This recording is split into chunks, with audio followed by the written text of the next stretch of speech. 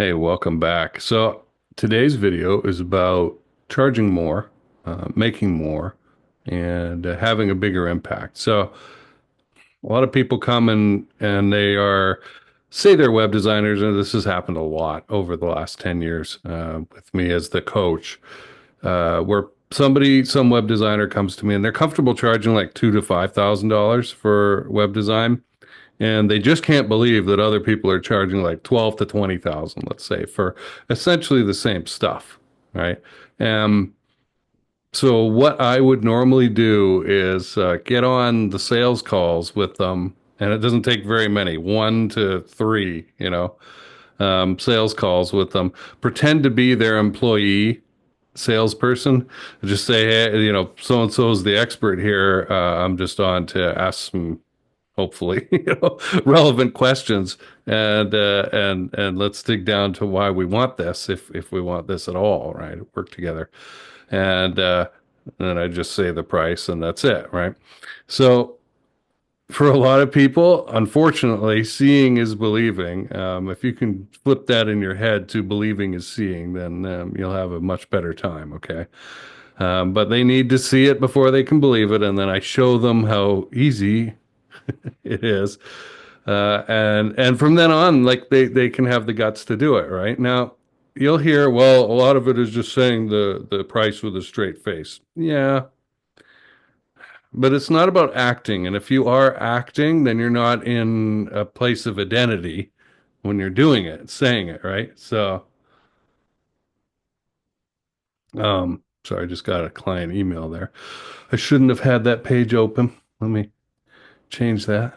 A lot of light comes off from that area. So I like having it on. But anyway, okay. There's more to it than just being able to say the number and trying to fool the other person.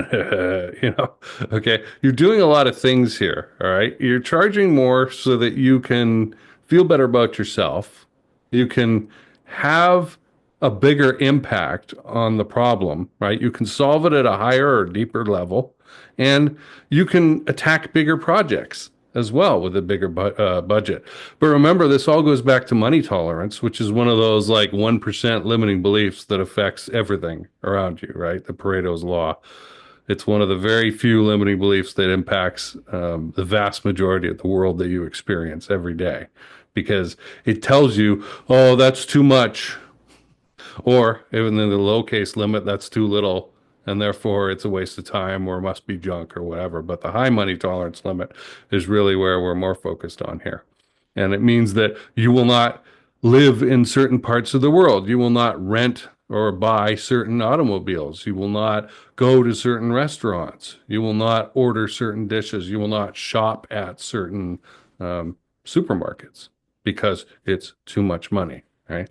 Um, yeah, I still shop at Walmart. Most of the time I get pickup orders, right? I could have them deliver, but I actually need to get out of the the home office once in a while and actually go out and, interact with regular humans. So I still go and do that. But anytime I have to go into Walmart, I just hate it. I hate the whole experience, right? It's a low money tolerance environment for me. Um, I don't know if you're out here in the East Coast, you get stores like Kroger or Harris Teeter or even Food Lion that are a little bit better. Um, and my favorite Ingles here in North Carolina, right? It's where it's just a better experience and people are happier to be there. They're seem to be a little bit smarter overall, and it's just a better environment. It's like going into a high-end hotel, right? There's the Omni Grove Park Inn here in Asheville. Anytime I need to get back into a high energy state, that's a great place for me to go visit. Right, just insert myself into the hum and activity and level of that place, and it raises mine. So first thing is about feeling good about yourself. Okay. You will not be able to say the number with authenticity of the price without feeling good about yourself and feeling like I deserve it. I deserve it. Okay. So the fastest way to work on this is to work on that money tolerance, so that you can charge more, have a bigger impact, etc. Right. The question is, how do you do that? I've reserved this for Sales on Fire Module 3 for many years, and then just private coaching with clients. But I'll tell you, one thing that you can do is go to Amazon or go anywhere online shopping and find things that are a little too much, like a little too expensive, like maybe a motorcycle or something like that, or artwork. I found artwork to be a great one. Watches for me. This is a Massey Tissot watch. Um, I never pay full price for watches, but I'm a watch guy, you know. And it's a Swiss watch. It's okay. It's 100 bucks, something like that. This to me is a trinket, right? I love the colors. They don't show up well here. It's a bright green with yellow. And every time I see it, though, it makes me smile. And I had it on my list for quite some time before I bought it, because I buy trinkets a lot, and I'm like, is this what I really want? But I've moved up to the point where buying $1,000 watch is not a big deal to me. I deserve it. I've got them. I feel like I should have them. And you can tell the quality difference. But on the other hand, like some people would go, "You're crazy. You're wearing $1,000 plus on your wrist, right? What are you doing?" Now, with my money tolerance, I'm not ready to spend $3,000 on a watch yet, right? I can kind of visualize myself as the guy to be. I think I would have to make about $200,000 to spend 3 grand or 5 grand on a watch, right? I'd have to have that in cash, just this 1 or 2%, right, or so of the amount, and then I'm free to go and blow that on something that it's every time I wear it though, it's like it feels good every time I wear an expensive watch, quote unquote, when other people are running around with $30 Casios or something like that. Then it feels good. Again, this is not an expensive watch, but I like it. Um, Probably should have grabbed another one, but uh, go and put these things on your list, okay, of things that you would like to have. And art's another great one, right? I became a person who would spend some money on art, right? And that number goes up a little bit all the time. I bought a sound system recently, a home theater sound system, and once you start into these things, you find that it's like an upward loop. Like you have to invest. I got the sound system and it was great, and then the TV suddenly was too small. Like I don't know what happened there, but it was, and I had to get a bigger TV. And I hadn't bought one in 3 or 4 years, so maybe it was time. The advertising all said, "Hey, they're upgrading," but whatever. So be wary. You can get caught in these things, but get that list together and look at it. Look at it every day. Okay. Now, there's going to be this tension initially between I deserve it and how the hell am I supposed to be able to afford it, right? And I don't want you feeling bad about yourself. That's obviously contradictory and against what we want to do. But by looking at these things and going, I could have this. I could have this, right? Um, don't worry too much about how. Just about anything in business or whatever, right? Talk to more people, right? There's that who, not how principle that's come up again in my life. I've been talking about that recently with my clients and in posts and things like that. Better to find somebody who understands the topic and is in love with it way more than you, right? Because they'll have many, many different ideas, energy, identity that they can just push right in there and solve the problem for you really, really quickly. Instead of you like, I don't really even like this, and then trying to figure out the technical details of it. It's like, no. Okay. So don't worry too much about how you're going to be able to afford it. Just think about yourself as the identity of a person who is able to spend $40,000 on a motorcycle or $3,000 on a piece of art or $1,000 on a watch or something like that, right? And I deserve it. And I deserve to adorn myself with these things, right? I deserve to blow, right? And I mean that's a decent dinner for a couple people, right? 100, 150 bucks on a trinket on my wrist, right? That when I look at it and I wear it once a week, the colors make me happy, right? That's it. That's it. That's its job. That's its job. Okay, that's all. So then keep looking at that and keep reminding yourself, yes, I'm the person to be able to do this kind of thing. Now, the flip side of this is you've got to get the right idea about your customers in your head. Who are your customers? Who are the people you're serving? And Frankie Finn and I have been talking about this a lot in his group, the Beyond Agency Profits group. Like, if you're talking to everybody in the industry and they're all broke, like it doesn't mean everybody's in the industry, and they're broke. What it means is that you're talking to all the broke people.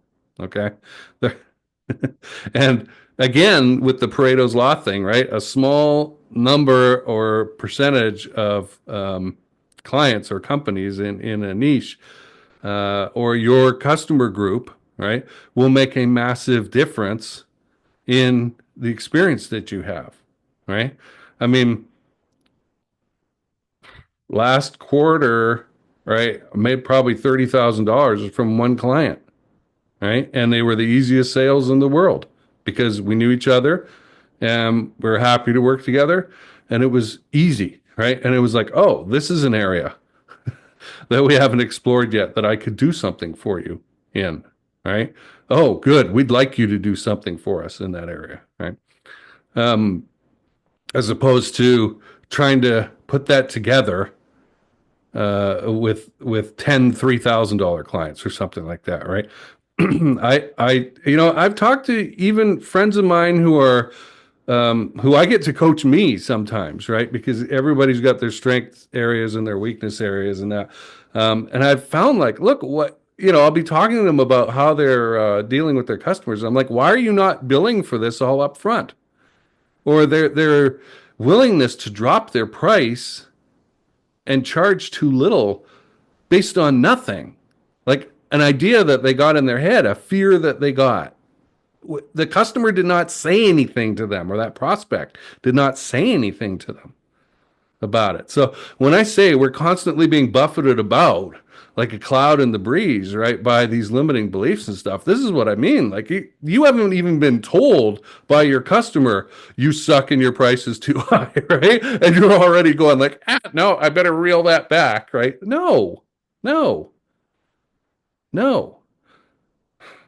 People tend to take us at face value. Okay. If you learn anything from this is the evil side of it, right? The Catch Me If You Can movie, right? That you should have learned, right? And if you're comfortable in your identity and you assert yourself politely, right? And you show up and you say, this is how to work with me, people will generally work with you that way. And they'll be like, all right, you know, I like getting paid by ACH, a wire transfer, right? It's fast. I get the money. There's no refunds. There's no credit card clawback possibilities. Like, yeah, you can get your money back from ACH. You can, but in general, it doesn't happen, right? And my customers tend to stay happy. So it's good, and I insist upon it, and I insist on payment in full at the start because you are buying my time, and my time is valuable, right? I don't want to go. I'm not excited to go to work for somebody who I perceive as nickeling and diming me, and I got to justify everything and stuff like that. And another thing about, I don't want to get on too many topics here, but this is all related, right? And it's all coming from how you see yourself, how you feel about yourself, right? Giving it's the class of clientele, right? Giving the high end class of clientele the Chinese menu, right? Well, do you want this and that and the other thing, and then this multiplier and like this option and stuff like that? They don't want to think. Okay. If your prospect is nickeling and diming you and wants the Chinese menu, they're probably not that good of a client. I'll just say it straight out. What a real, legitimate company president slash owner wants is confidence, right?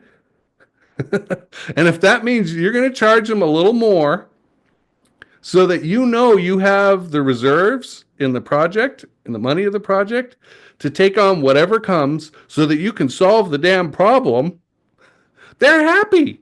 They're happy to give that to you. And I like I've said this before and I'll say it again, the right kind of clientele want you to have the money. They want you to have the money more than they want the money to be in their own bank account. Deeply consider that. Why do they want that? They want that because they want you on the case. They want you doing the work. You or your organization if you sold it that way, right? You can have a team come in and do things like that. They want you doing it. They want your time scheduled to work on this specific problem. Okay.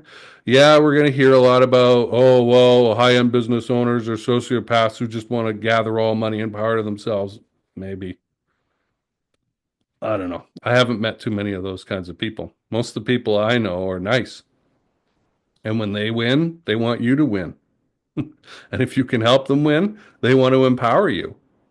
And if they don't have to do anything but throw money at the problem to fuel you and your effort, they're happy to do it. They're delighted to do it. Okay. And this is like a mindset shift that you need to change in your head, right? It's like, oh, I don't know. I was kind of burnt out at the beginning of last year, right around this time, right last year, and I was disappointed in my space and defense show, hunting for some kind of service to offer to people in the space and defense industry. They're not commercially minded, so they just weren't getting it. And like I met a lot of people and I learned a lot of stuff, but I couldn't hunt and zone in on an offer that they would pay for. And so I went back to standard commercial businesses that understand money, right? And aren't chasing each other for grants, right? And running after government agencies for money and the military for grant money, you know, totally different world. So about that time, I started thinking about what is the highest level that I could solve problems at for my ideal customer. Well, who's my ideal customer? All right. I have done very well, just like Boston Consulting Group, with personal relationships with presidents. Right. Follow my sword, do the job or die. Right. That kind of thing. And that's worked out very well. Right. And like the thing about company presidents is they don't have to go to an HR.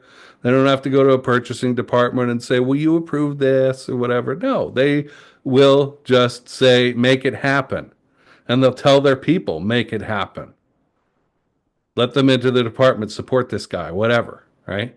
Needs to be done. Just do it. And so, because they're not just empowered yes men or women, the personal relationships that you have with them, they have a lot of energy, right? And it's like, go, yes, do it, please. I want you to do something for me, you know. And so what I came up with was this idea that, all right, I know a lot about operational excellence, operations improvement, sales process, all this stuff, right? Many of you don't know I'm on the board of advisors of something called the Operational Excellence Society, all about selling Lean Six Sigma black belt programs, certification programs, things like that. And so I could help manufacturing and distribution companies like this. Second, um, I have been in situations where I had worked with presidents who had recently come into an existing business, not worked their way up to president, but had just come in.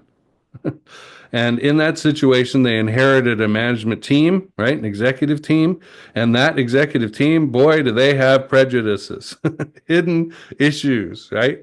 And I thought, wow, I'm the guy with the personality, behavioral profiling stuff that I know, can do interviews and find out, uncover a lot of these things and report that back to the president so that he or she knows what they're up against. And this really matters. Because is this advice? Is this a pissing contest? Is this territorial protection? Right? What that executive is telling them, they need to be able to interpret that. Does that executive have it out for a vendor? They just hate the IT company that supports them. Been in that situation, and the client company wouldn't talk to the IT vendor more than once. Okay, so like, how are you going to resolve it? If that vendor wants to talk to resolve it, but the client company keeps hiding.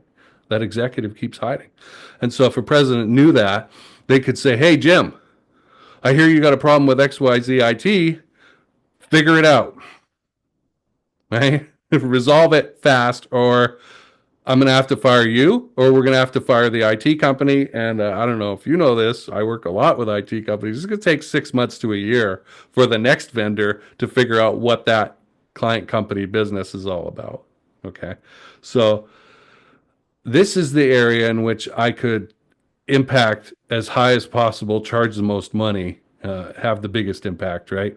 And I wrote it all up, and the name came to me called Internal Business Intelligence. Just came out of the blue, smack. Oh, that's cool.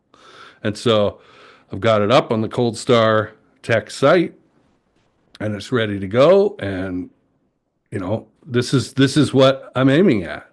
And I've got this podcast that I'm starting now called firstyearpresidents.com. That's where it is, First Year Presidents, where I'm going to interview presidents who are in this situation.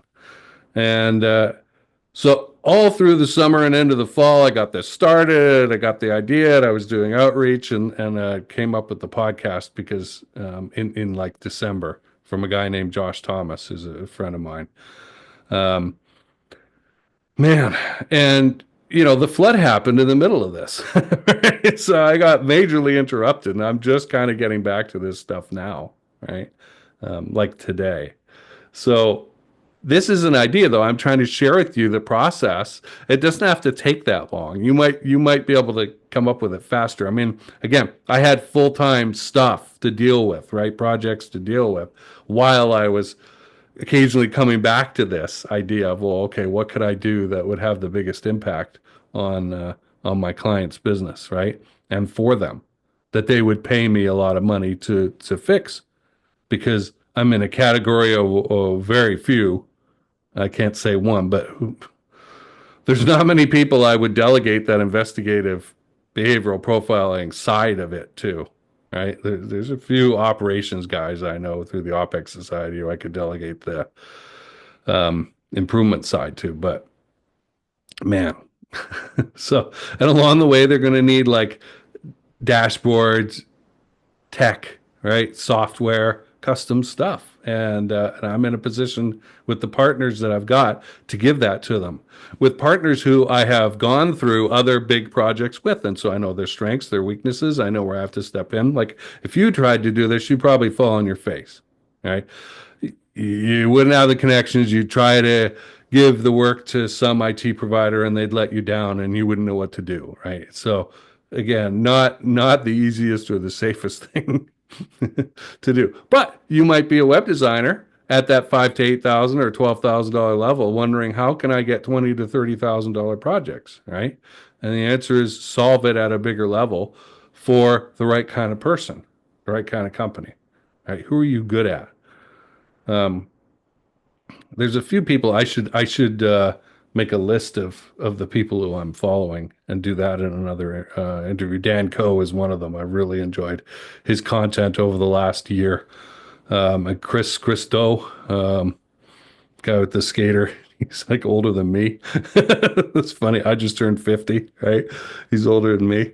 But he gives great advice on positioning, marketing. And where I found him was he had the guy who wrote the book on basically making a subscription model out of anything on his show, and who I came up with. It was value-based pricing is the topic that this guy works on, and he was on Chris's show. That I've watched 100 Chris videos. I have a lot of time when I'm driving to and from Virginia, right? It's 3 hours each way basically, so I got a lot of time to listen to stuff, and that's how I fill my time doing that. So again, though, I hope you're getting the idea of how to bake the cake here. What are the ingredients, right?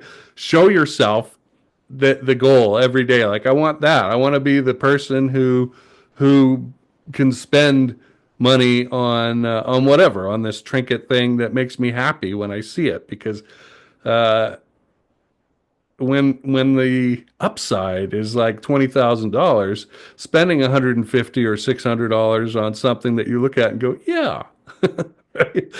It's empowering, right? It's fuel for that whole thing, right? The scrimping and saving doesn't get you anywhere. Okay. Now, I'm not saying don't be financially responsible. Please do. But um, that's another thing. I mean, people view credit cards and credit card debt as this like permanent anchor weighing thing, right? What if you viewed your credit cards as slots, cubby holes? They could be wiped out empty, zero balance at any time, at any within 24 hours. The money could come in and you could pay it out and pay all those credit cards off. They're just temporary numbers in cubby holes in space. That's all they are, and you could wipe them out. I mean, I'm trying to give you a whole bunch of ways here to think about money and money tolerance and relax about this stuff. All right. I think the worst thing people can do is sit there in misery thinking that these conditions are going to continue forever. That's not true. It's just not true. Everything can and does change in a day, in a moment. Right? Even if you're a regular working stiff, you don't have a job, you get offered a job, you accept it, you got the job. Boom. And in that day, everything changes because now you got an income stream. You can go and start making plans to rent an apartment, to buy a car, to get some stuff. There was a time when I was really in trouble and I had to go take a restaurant job, and I had to get a friend of mine um, to loan me the money so I could go buy shoes, right? Restaurant shoes is, like, but it was easy, right? I had the income stream coming, right? And it was because I said I'm never going to be broke again. I'm never going to tolerate being broke and that feeling of powerlessness. I'm going to go do something, right? And it lasted for a few months, and then I got an agency job, and I was back on my feet again. So understand the temporary condition of everything, okay? And that you have to keep pumping this energy out to recreate, to maintain, recreate, and improve upon this sense of well-being. All right. And you do that by showing yourself examples of how nice everything is, how good everything is, how wonderfully everything is unfolding for you. Okay. It's fun. It's fun. And then you get the money, and then you got to figure out what to do with it because odds are, like the lottery winners, you're going to blow it and you're going to be back in the same situation. I've done it myself and gone, damn, I thought I was smarter than that. Nope. I'm as human as the next guy. Damn it. All right. So anyway, hopefully this has had some clarity for you. I've tried to walk around this topic, right? There's going to be some people like, this is rambling. Well, okay, this is how I talk, right? And it's worked really well for a lot of people. So if you want specifics on doing this, on the sales training, on behavioral profiling, on what to do with mindset and identity and improving yourself in that. You can talk to me about coaching, reach out about that. And that Sales on Fire program is about $3,000. That's peanuts. One client should pay you back on that.